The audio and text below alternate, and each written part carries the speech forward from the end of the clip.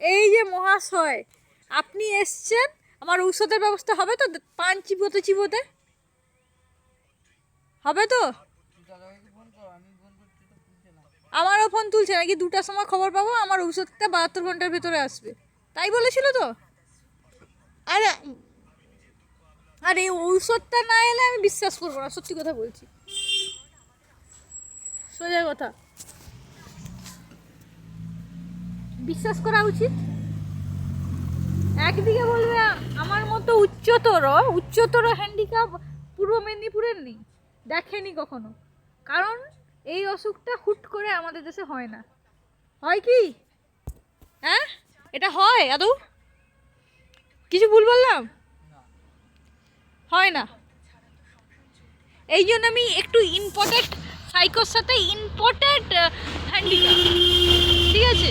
এবার এরা যদি আমাকে ওষুধের ব্যবস্থা না করে দেয়, তাহলে কি এদের সাথে কথা বলা উচিত? তোমরা বলো, উচিত?